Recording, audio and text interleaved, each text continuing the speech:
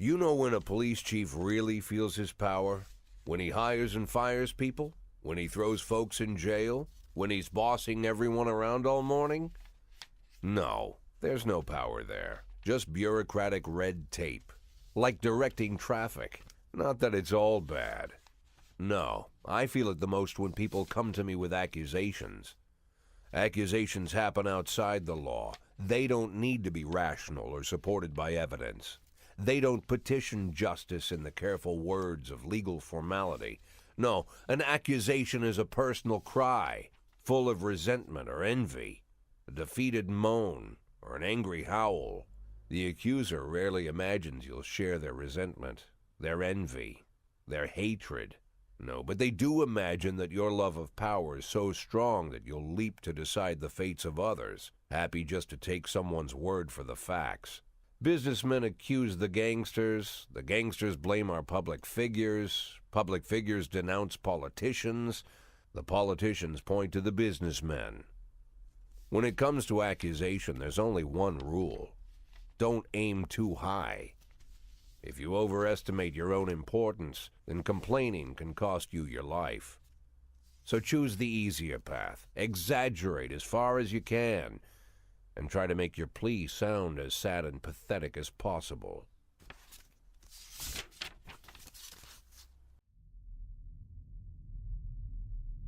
The accusation I received today sure didn't fit the normal mold. After killing Vikas Varga and routing his supporters, Sand further strengthened his already powerful authority. Even a month ago, anyone coming out against Sand would sound like a lunatic with a death wish. Today, it's the same thing as suicide.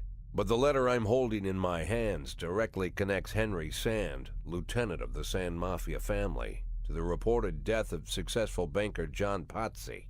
Henry has a daughter, Marianne, a dancer, and apparently it all started with her. One day, Marianne danced in the title role of a production of Giselle, and Henry, proud father that he is, brought the whole family to the premiere, along with some of the family's business partners. Among their guests was the young banker John Pazzi. He couldn't keep his eyes off Marianne, but she ended up brushing him off. In response, Pazzi ambushed her one night after rehearsal, pulled her into his limousine, and had his way with the poor girl. After that, gentleman that he was, he drove the girl home and threatened that if she told anyone what happened, her mother would get the same treatment. But her father still managed to shake the truth out of Marianne, and he decided to take his revenge. Of course, Henry knew he couldn't just go with his instincts and put a bullet in Pazzi in broad daylight.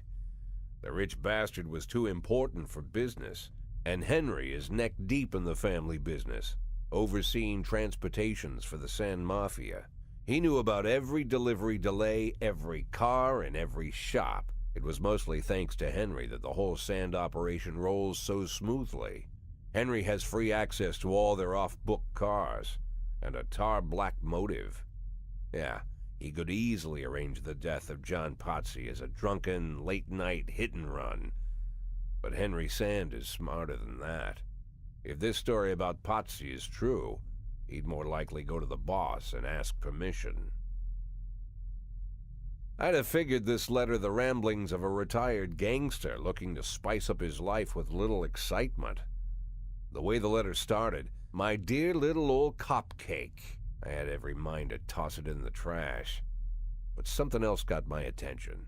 They're rarely ever signed, but this one ended Robespierre, and I doubt it's an imposter. No one would go against the most powerful group in the city, hoping to hide behind the name of some prankster clown. Like everyone else, I had no idea who Robespierre was or what he wanted. But there was no doubt that this guy was more than a little crazy. An arrogant psychopath. Could be dangerous. Definitely worth looking into.